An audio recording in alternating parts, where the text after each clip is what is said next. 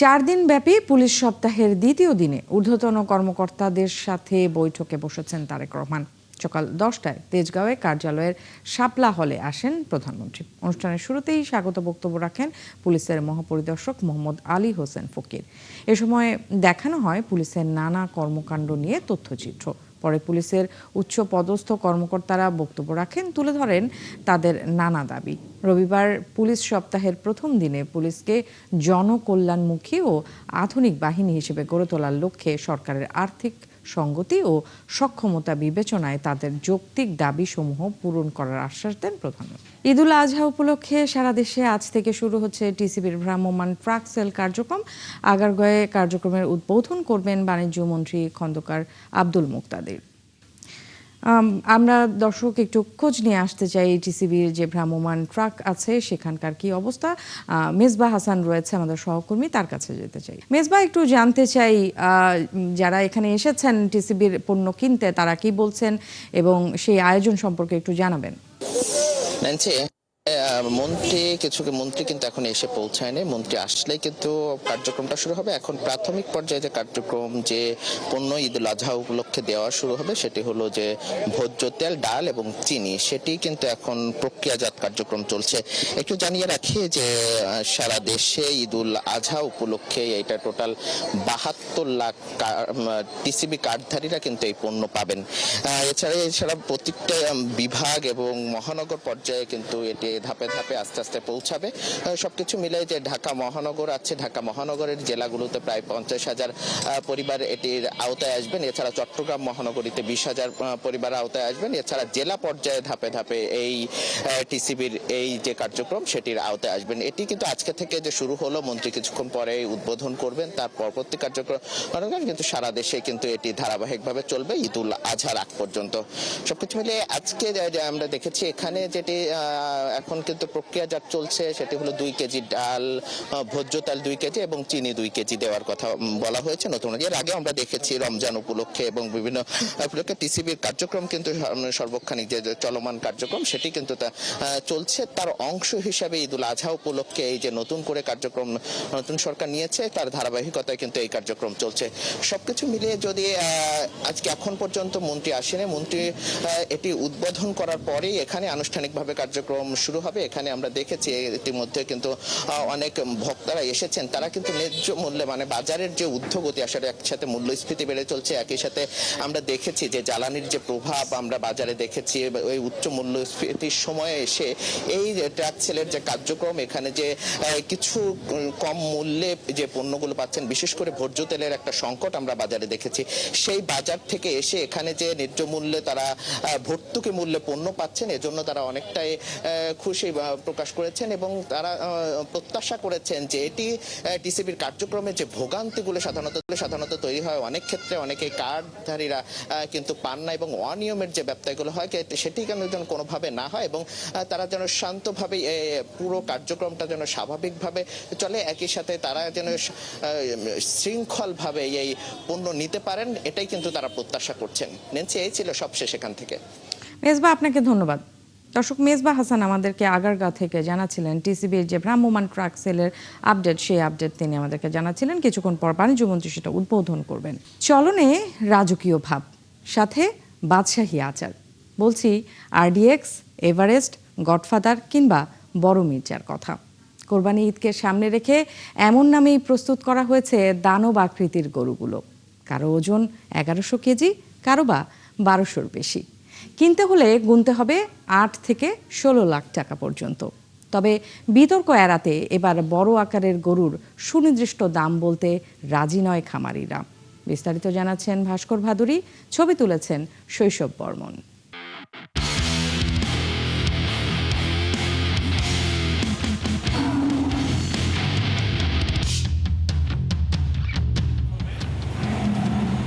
আকারের কারণে কাউকেই পাত্তা দিতে রাজি নয় 1100 কেজির এই ফ্রিজিয়ানটি। অবাধ্যতার কারণে তার নাম রাখা হয়েছে আরডিএক্স। খামারের রাখাল লক্ষণ ছাড়া আর কারো কথাই মানতে রাজি নন তিনি। গরমের সময় অন্তত 3 বার গোসল চাই আরডিএক্সের। তার ওজন এখন প্রায় 28 মণ, উচ্চতাও 6 ফিট। এই গরু কিনতে হলে গুনতে হবে অন্তত 10 লক্ষ টাকা। আরডিএক্স এর পর এবার শুনবো এভারেস্টের কথা। উচ্চতা 6.5 ফিটেরও বেশি, দানবাকৃতির হলেও এভারেস্টের চলন বলন অনেকটাই শান্ত। মে মাসের প্রথম সপ্তাহেই এভারেস্টের ওজন দাঁড়িয়েছে 1200 কেজির কিছু বেশি। এবারে বলবো খামারের সবচেয়ে আদুরে গরু বড় মির্জার কথা। হাঁটাহাঁটি খুব একটা পছন্দ নয় এই মির্জার। খামারির দাবি দেশের 1 নম্বর শাহিওয়াল এই বড় মির্জা।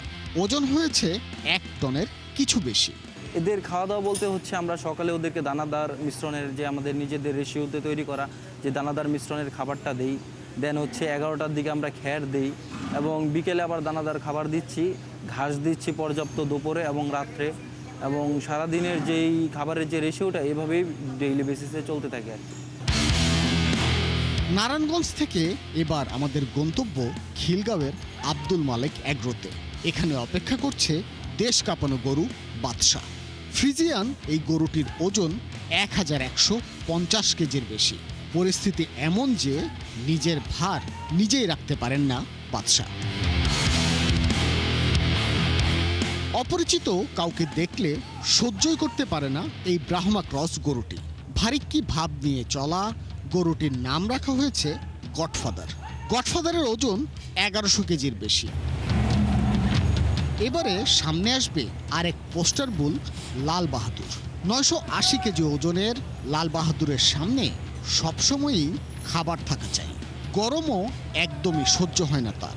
এখানে যারা ক্রেতা আছে তাদের জন্য আমাদের ভুট্টি থেকে শুরু করে বড় গরুগুলোর মধ্যে 1,20,000 থেকে শুরু করে 15-20 লাখের মধ্যেও গরু আছে। বিতর্ক এড়াতে বড় আকারের গরুগুলোর সুনির্দিষ্ট দাম বলতে রাজি নন খামারিরা। তাদের আশা ঈদের আগেই প্রকৃত ক্রেতারা খামারে এসে কিনে নেবে কোরবানির জন্য প্রিয় পশুটি।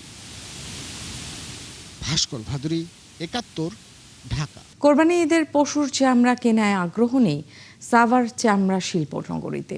ট্যানারি মালিকদের অভিযোগ শিল্পনগরীর কেন্দ্রীয় বর্জ্য শোধনাগারটি ঠিক নেই। পরিবেশ দূষণের অভিযোগে তাই বিদেশি ক্রেতারাও আসছেন না। অন্যদিকে সাবেক এক শ্রম সচিব বলেন ত্রুটি নিয়ে বর্জ্য শোধনাগারটি তৈরি করা হয়।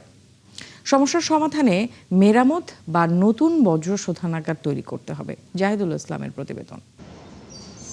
80 বছরের বৃদ্ধ নূর মোহাম্মদ। একসময় এই ট্যানারি মালিকের ব্যবসা ছিল রমরমা। 2017 সালে হাজারীবাগ থেকে সাভার হেমায়েতপুরে ট্যানারি স্থানান্তর হওয়ার পর তার ব্যবসায় ধস নামে। অতীত আর বর্তমানের হিসাব মিলাতে গিয়ে তিনি বললেন চামড়া শিল্পনগরীর বর্জ্য শোধনাগারটি ঠিক না থাকায় পাওয়া যাচ্ছে না লেদার ওয়ার্কিং গ্রুপ বা LWDর কমপ্লায়েন্স সনদ। ফলে আন্তর্জাতিক ক্রেতাও নেই। সব মিলিয়ে গেল 10 বছরে তার লোকসান প্রায় 150 কোটি টাকা। চামড়ার খরিদ্দার হলে একজন, চায়নাতে 3-4টা লোক আছে, এরা আমাদের দেশে 10 জন অর্ডার দেয়, একটা মাল নেয়। দাম হলো 40 সেন্ট, 50 সেন্ট, 60 সেন্ট। খরচ হলো 80 সেন্ট, বিক্রি করে আমরা 40 সেন্ট, 50 সেন্ট। তা আমরা কত চালাবো? সাভারে সচল থাকা 140টি ট্যানারির গল্প প্রায় একই। প্রতি ঈদে চামড়া কিনে গুনতে হচ্ছে লোকসান। সিটিভি ছাড়া, সলিড ম্যানেজমেন্ট ছাড়া এই সেক্টর ধ্বংস। অথবা এই সেক্টর যদি সামনে বছর রানিং করতে হয় আর immediately CETP solid waste management কাজে হাত দিতে হবে গভর্নমেন্টকে। ট্যানারি মালিকদের সংগঠন বলছে বর্জ্য শোধনাগারটির ত্রুটি সারাতে বিগত সরকারের কাছে আবেদন জানিয়েও কোনো লাভ হয়নি। বারবার আমাদের সমস্যাগুলো বলেছে, ওনারা শুনেছেন, কিন্তু কোনো ব্যবস্থা নেন না, যার ফলে আজকের এই সেক্টরে এই দুরবস্থা। বর্তমান সরকার ওনারা খুবই আন্তরিক ব্যবসায়ীদের প্রতি, এবং আমরা আশা করি ওনাদের কাছে আমরা সহযোগিতা পাবো। সাবেক এই শ্রম সচিব বলছেন বর্জ্য শোধনাগারটির নির্মাণে ছিল ত্রুটিপূর্ণ। যে প্রথমত এটা বিসিকের দায় দায়িত্ব, সেকেন্ডের দায় দায়িত্ব হলো শিল্প মন্ত্রণালয়ের। কিন্তু আমরা কখনো দেখি নাই কাউকে শোকজ করা হয়েছে বা তার কারো এর বিরুদ্ধে ডিপি করা হয়েছে এবং দায়িত্ব অবহেলার জন্য কারো চাকরিচ্যুত করা হয়েছে, এটা আমরা দেখি নাই। কিন্তু এই দায়িত্বহীনতার কারণে 2-4টা ব্যক্তির দায়িত্বহীনতার কারণে আমাদের $1 বিলিয়ন শিল্পটা ধ্বংস হয়ে গেল। চামড়া শিল্পনগরীর এই কর্মকর্তা জানান বর্জ্য শোধনাগারটির ত্রুটি সারাতে চেষ্টা চলছে। ঊর্ধ্বতন কর্তৃপক্ষকে আমরা এটা জানিয়েছি আমরা ফান্ড প্রাপ্তির সাপেক্ষে এগুলো ধীরে ধীরে এগুলো করে ফেলবো। ডিজিটাল প্রগতির মাধ্যমে কিন্তু গত বছর মার্চ থেকে এটাকে ফুল অ্যাসেসমেন্টের জন্য কাজ শুরু করেছে। হয়তো এই বছর 2-3 মাসের মধ্যে আমরা রিপোর্ট পেয়ে যাব। ওই রিপোর্টে আমরা বুঝতে পারবো যে আমাদের কোন জায়গাতে ফল্টগুলো আছে, ডিজাইন ত্রুটিগুলো আছে। তিনি আরও জানান, চামড়া প্রক্রিয়াজাতকরণের রাসায়নিক পরিবেশের জন্য ক্ষতিকর, যা পরিশোধনের ক্ষমতা নেই ত্রুটি নিয়ে চলা এই বর্জ্য শোধনাগারটির। জাহিদুল ইসলাম, ৭১, ঢাকা। দেশে উদ্বেগজনকভাবে বাড়ছে হামের সংক্রমণ। স্বাস্থ্য অধিদপ্তরের সর্বশেষ তথ্য বলছে, গত 24 ঘন্টায় হাম ও এর উপসর্গ নিয়ে আরও 11 জনের মৃত্যু হয়েছে।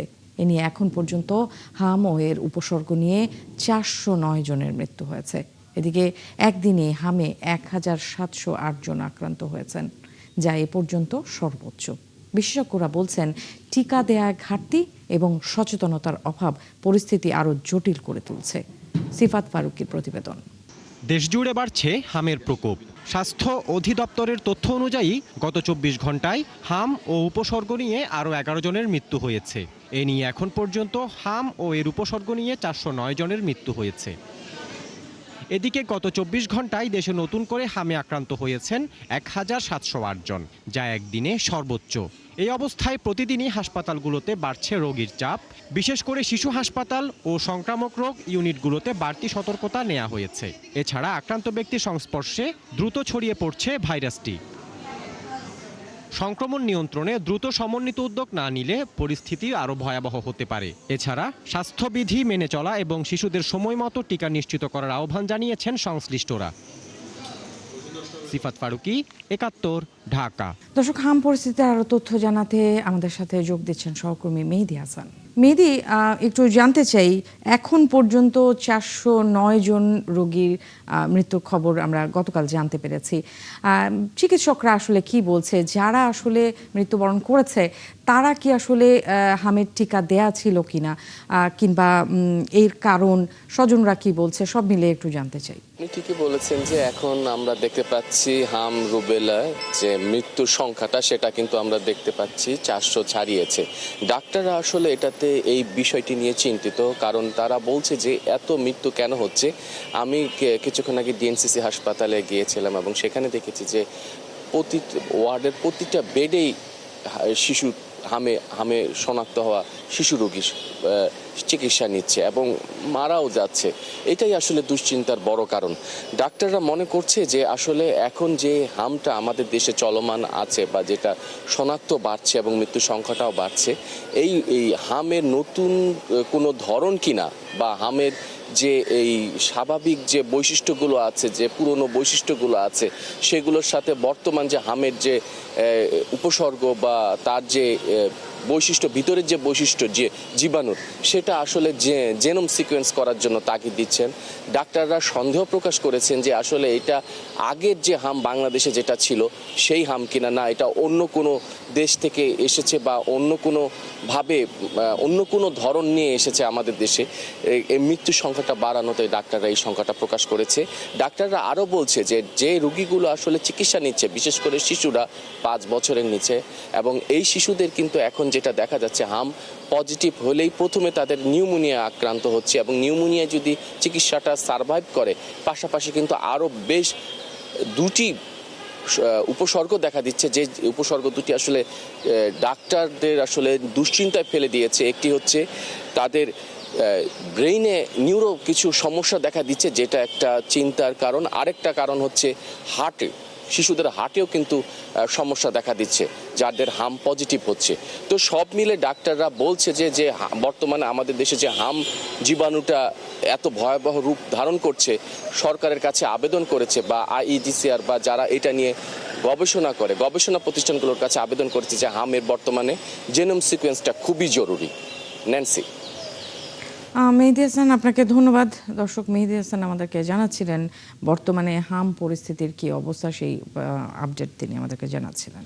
দর্শক, পুলিশ সপ্তাহ 2026 উপলক্ষে অনুষ্ঠানে এই মুহূর্তে কথা বলছেন স্বরাষ্ট্রমন্ত্রী সালাউদ্দিন আহমেদ। আমরা সরাসরি চলে যাচ্ছি সেখানে। আশা করি প্রতিটি থানায় আগত সেবা প্রার্থী যেন কোনো প্রকার হয়রানি ছাড়া আইনি সহযোগিতা পায়, তা নিশ্চিত করতে হবে। মনে রাখবেন, আপনাদের প্রতিটি আচরণ যেন রাষ্ট্রীয় সেবকের প্রতিফলন হয়। পুলিশই জনতা, জনতাই পুলিশ, এই স্লোগানকে কেবল মুখে নয় কর্মে বাস্তবায়ন করতে হবে। এটা কারা লিখেছে আমি জানি না এই লাইনটা। আপনারা যে জনবান্ধব পুলিশ সেটা প্রমাণ করার জন্য আপনাদের সামনে আরো সুযোগ আছে, সময় আছে। আশা করি আপনারা এটা হৃদয়ে ধারণ করবেন, যাতে জনগণ মনে করে এই স্লোগানটা সত্য। পুলিশই জনতা, জনতাই পুলিশ।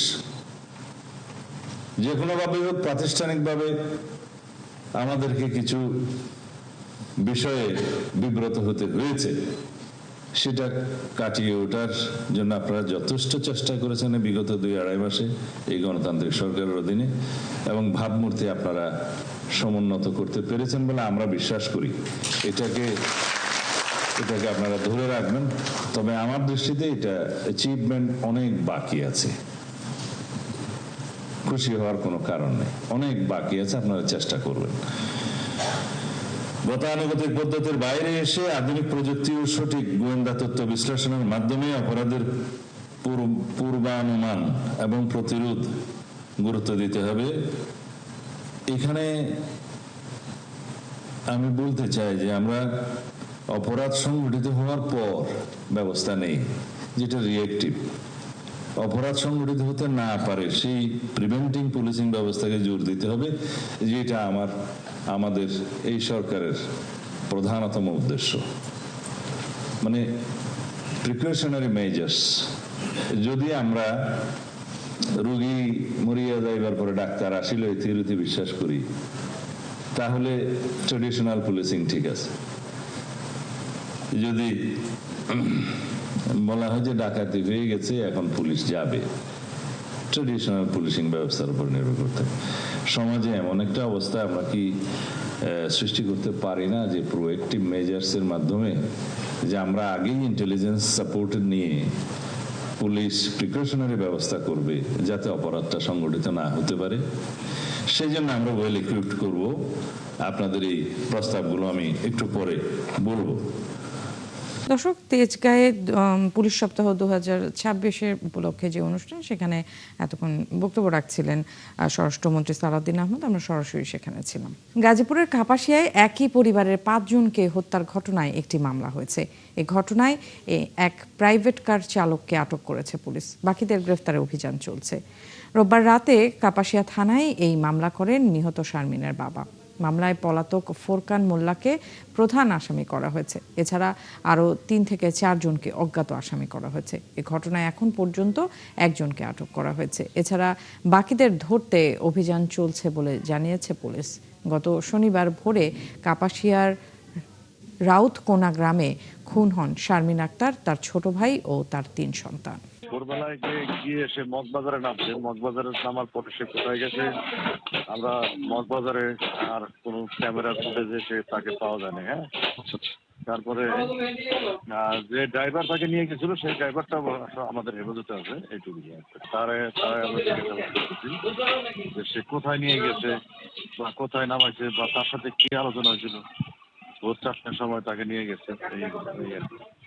না কোনোভাবে এখনো খুঁজতেছি, বিভিন্ন টিম খুঁজতেছে, তার কোনো ট্রেস পাওয়া যাচ্ছে না, চলছে অভিযান।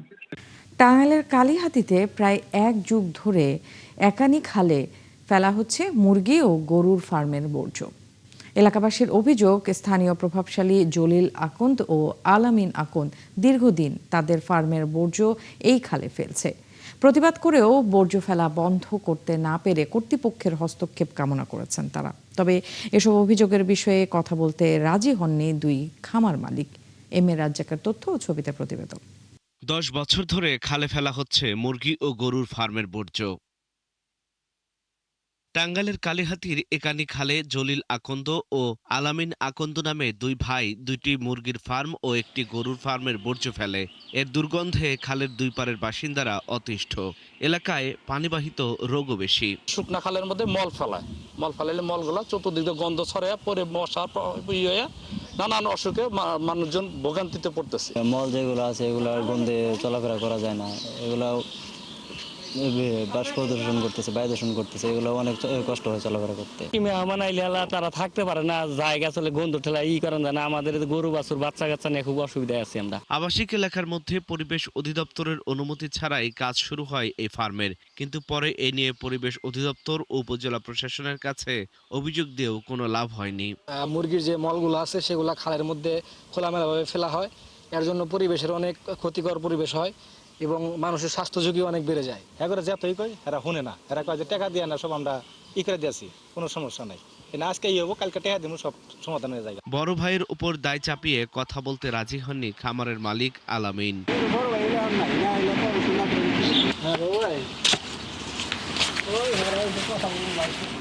আর প্রশাসন বলছে দ্রুত এই বিষয়ে ব্যবস্থা নেওয়া হবে। যেহেতু বিষয়টা আমরা জানলাম, যদি এই ধরনের ঘটনা ঘটে থাকে আমরা সরজমিনে তদন্ত করে অতি শীঘ্রই এটা আমরা একটা আইনগত ব্যবস্থা নিই।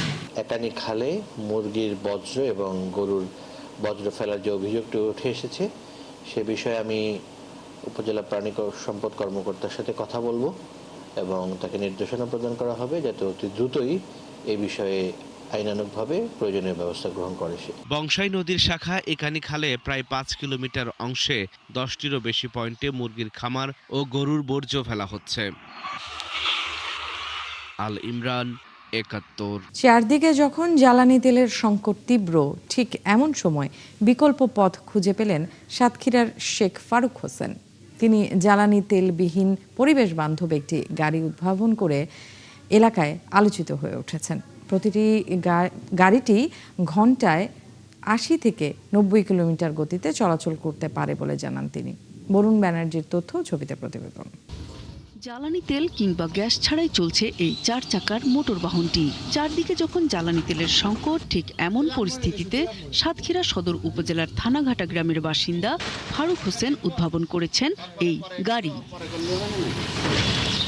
প্রাতিষ্ঠানিক প্রকৌশল ডিগ্রি না থাকলেও ছোটবেলা থেকেই যন্ত্রপাতির প্রতি তার ছিল আগ্রহ। সেই দক্ষতা থেকেই গাড়ি উদ্ভাবন।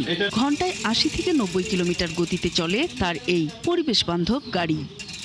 পাম্পে গেলে অনেক দূর হোক, তেল দেয় না, ফিরে আসতে হয়, দীর্ঘ সময় লাইনে দাঁড়াই থাকতে হয়। তাই আমি চিন্তা ভাবনা করেছি যে তেলবিহীন একটা গাড়ি তৈরি করব, যাতে তেল লাগে না। এতে আপনার তেল লাগে না, বৈদ্যুতিক চাল দেওয়া লাগে না। আমার নিজস্ব প্রযুক্তিতে আমি এই ইঞ্জিনটা তৈরি করেছি। তিনি জানান, গাড়িতে পাওয়ার সিস্টেম হিসেবে 5টি 60 ভোল্টের ব্যাটারি ও একটি 60 ভোল্টের মোটর ব্যবহার করা হয়েছে। এর বাইরে বিভিন্ন যন্ত্রাংশ ব্যবহার করে গাড়িটি চলাচলের উপযোগী করা হয়েছে। বাংলাদেশ সরকার যদি আমার কোনো সুযোগ সুবিধা দেয়, যদি কোনো আর্থিক দেয়, তাহলে আমি এই গাড়ি সারা বাংলাদেশে আমি তৈরি করে দিতে পারবো। এটা পরিবেশ বান্ধব গাড়ি, এর কোনো ধোঁয়া হয় না, এর কোনো সমস্যা নেই। গাড়িটায় পরিবেশ বান্ধব, কোনো সাউন্ড নেই। জ্বালানিবিহীন গাড়ি দেখতে দূর দূরান্ত থেকে মানুষ এসে ভিড় করে তার বাড়িতে। ম্যাগনেট থেকে এটা চার্জ উৎপত্তি হয় আর একটা ব্যাটারিতে চার্জ হচ্ছে, ওইটা থেকে চলতেছে। আপনি যত দূর যাবেন তত চার্জ হবে বেশি এই গাড়িতে। তার এই আবিষ্কারে আমার দেশ এবং আমার এলাকার আরো উন্নতি হোক। পরিবেশ অধিদপ্তরের কর্মকর্তারা এই উদ্যোগকে স্বাগত জানিয়েছে। তারা বলেন, বৈষয়িক জ্বালানি সংকট ও জলবায়ু পরিবর্তনের এই সময়ে এমন দূষণমুক্ত উদ্ভাবন সময় উপযোগী। যথাযথ কর্তৃপক্ষ, বিআরটিএ সহ অন্যান্য কর্তৃপক্ষের মাধ্যমে ওনার যে সার্টিফিকেশন দরকার, সেই সার্টিফিকেশন নিয়ে আমার মনে হয় এটা প্রমোট করলে আমাদের জন্য এই বৈশ্বিক যে সংকট সেটার সাথে সামঞ্জস্যপূর্ণভাবে আমরা আরো ভালো কিছু পেতে পারবো। সরকারি প্রচার ও কারিগরি সহায়তা পেলে এটি দেশের জন্য বড় সম্পদ হয়ে উঠতে পারে বলে মনে করছেন সংশ্লিষ্টরা। নূর তাজমিন নীর, 71। দর্শক, পুনাকে পুলিশ সপ্তাহ 2026 উপলক্ষে এক অনুষ্ঠানে এই মুহূর্তে কথা বলছেন ডক্টর জুবাইদুর রহমান। আমরা সরাসরি সেখানে চলে যাচ্ছি। ধন্যবাদ। সম্মানিত গেস্ট অব অনার জনাব হাসিনা আহমেদ মহোদয়কে শুভেচ্ছা গ্রেস প্রদান করছেন সহসভানেত্রী সাবিনা আওলাদ মহোদয়।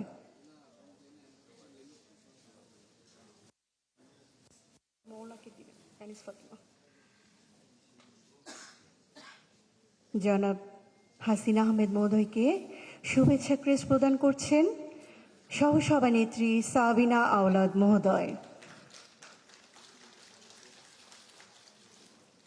ধন্যবাদ। গেস্ট অব অনার শুভেচ্ছা ক্রেস্ট প্রদান করবেন সাধারণ সম্পাদিকা কেন্দ্রীয় উপনায়ক জনাব কানিজ ফাতেমা মহোদয়। কানিজ মৌলা মহোদয়কে শুভেচ্ছা ক্রেস্ট প্রদান করছেন সাধারণ সম্পাদিকা জনাব কানিজ ফাতেমা মহোদয়। ধন্যবাদ সকলকে।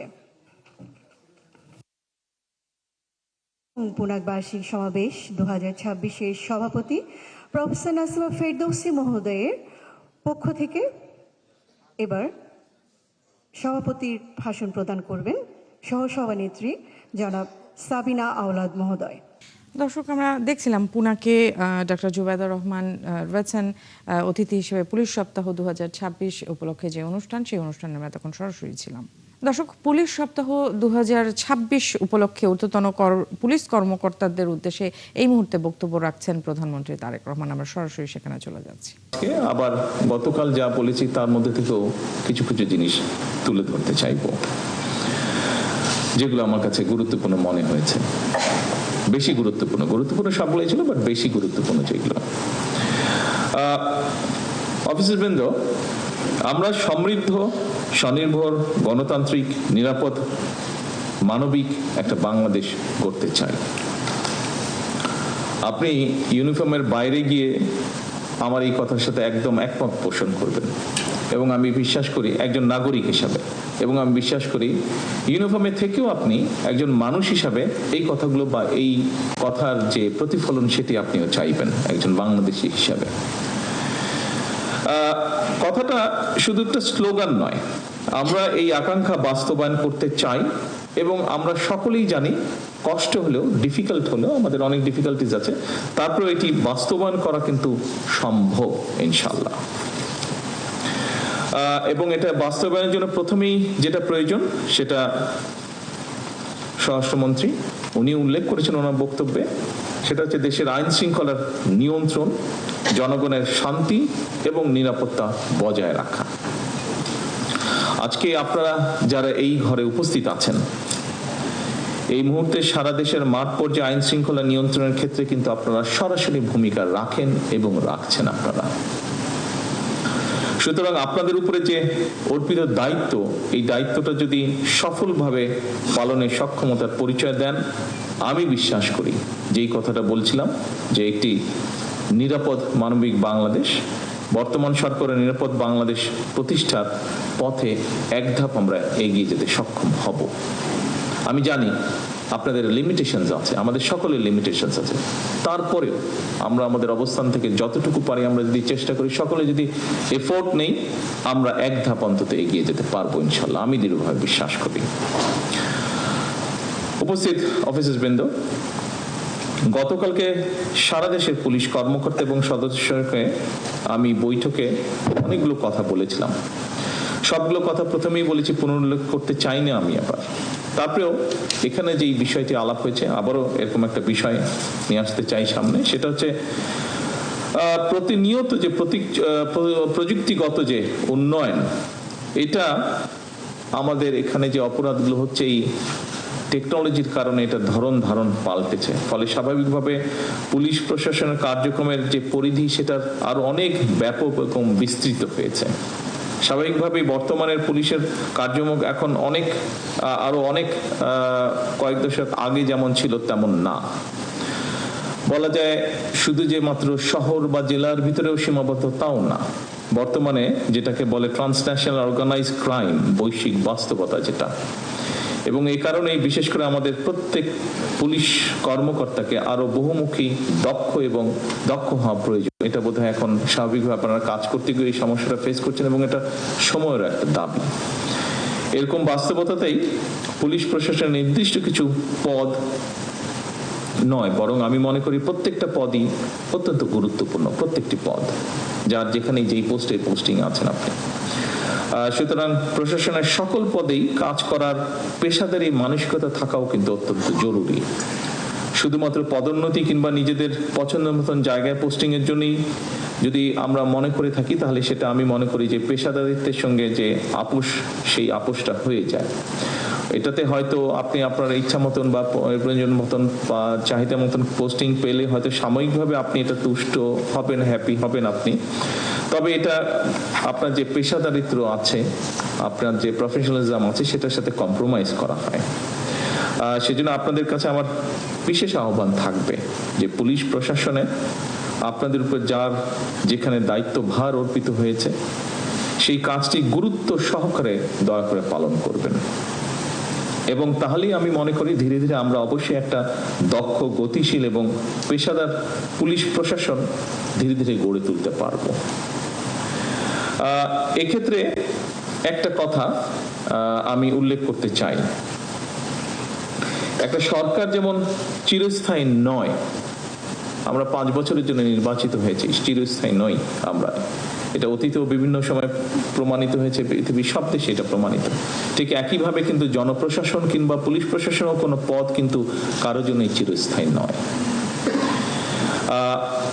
আজকের এই সভাতে স্রেফ একটা আনুষ্ঠানিকতা হিসাবে যদি আমরা দেখি তাহলে বোধহয় সেটা ঠিক হবে না, বরং এই সভাটা আজকের হয়ে উঠুক। আপনারা এখানে এসেছেন, সময় দিয়েছেন, আমরা প্রায় 2 ঘন্টা ধরে এই অনুষ্ঠানে বসে আছি, কাউকে কাউকে দেখছি একটু ক্লান্ত হয়ে ঝিমুনির মধ্যেও চলে গিয়েছেন, কিন্তু স্বাভাবিকভাবেই আমরা চাই না যে এটা শুধু একটা অনুষ্ঠানের মধ্যে সীমাবদ্ধ থাকুক, বরং এই অনুষ্ঠানটি যে আগামী দিনের পথ নির্দেশনার একটা গুরুত্বপূর্ণ অঙ্গীকারের একটা মুহূর্ত হোক আমাদের এই অনুষ্ঠানটি আজকে।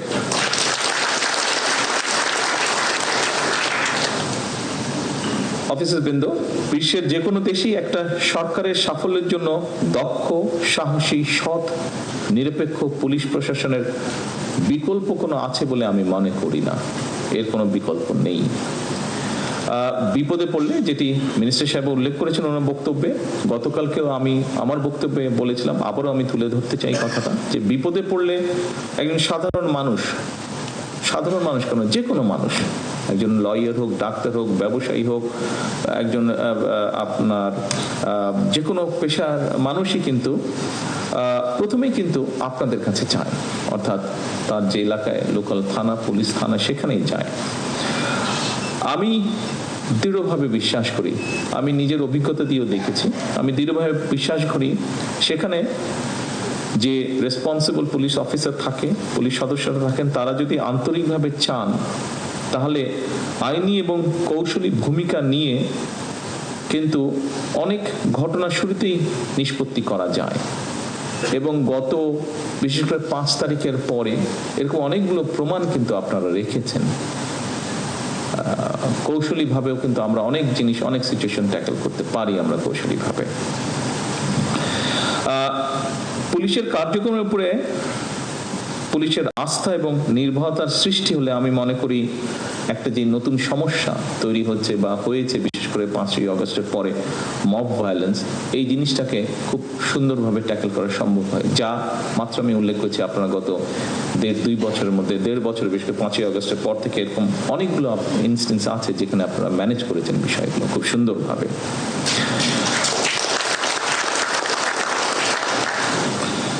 দীর্ঘ 1.5 দশকে আমরা একটা ফাঁসিবাদ শাসনের মধ্যে দিয়ে ছিলাম। 2024-এর অভ্যুত্থানের পরে বর্তমান সরকার জনগণের কাছে গণতান্ত্রিক সরকার হিসেবে পরিচিত একটা জবাবদিহিমূলক সরকার হিসেবে আমরা গড়ে তুলতে চাই এই সরকারকে।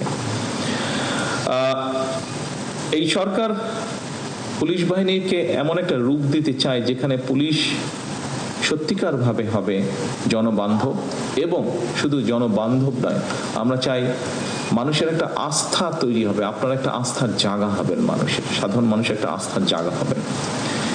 যে কোনো দেশেই সাধারণত জনগণ পুলিশ প্রশাসনকে সরকারের মিরর বা আয়না হিসাবে কিন্তু চিন্তা করে, কারণ এই যে একটু আগে বললাম, মানুষ বিপদে পড়লেই আপনাদের কাছে প্রথমেই যায়, 2টো জায়গায় যায় মানুষ তার বিপদের টাইপ হিসাবে। মেডিকেল সমস্যা হলে অবশ্যই ডাক্তারদের কাছে যায়, বাট আর যে কোনো বিপদের সময় পড়লে কিন্তু আপনাদের কাছে যায়, এবং আপনাদের যে রেসপন্সটা থাকে সেটার উপরেই কিন্তু অ্যাকচুয়ালি মানুষ প্রথমেই ধরে নেয় যে আচ্ছা সরকারটা কেমন। এবং সেজন্য পুলিশ প্রশাসনকে সরকারের আয়না হিসেবে বিবেচনা করা হয়। সুতরাং পুলিশ প্রশাসন সফল হতে কার্যত সেটা সরকারের সফলতা হিসাবেই বিবেচিত হয়। অফিসারবৃন্দ, একটি শক্তিশালী, জবাবদিহিমূলক, আইনসম্মত এবং জনবান্ধব রাষ্ট্র ব্যবস্থা গড়ে তোলার ক্ষেত্রে আপনাদের ভূমিকা অনস্বীকারযোগ্য। বর্তমান সরকার দর্শক, পুলিশ সপ্তাহ 2026 উপলক্ষে ঊর্ধ্বতন পুলিশ কর্মকর্তাদের উদ্দেশ্যে বক্তব্য রাখছিলেন প্রধানমন্ত্রী তারেক রহমান। আমরা এতক্ষণ সরাসরি সেখানে ছিলাম। দর্শক, চলছে সংবাদ সংযোগ। সরাসরি সংবাদ অনুষ্ঠান দেখতে চোখ রাখুন একাত্তরের ফেসবুক পেজে এবং সাবস্ক্রাইব করুন একাত্তরের ইউটিউব চ্যানেলে। থাকুন একাত্তরের সাথেই।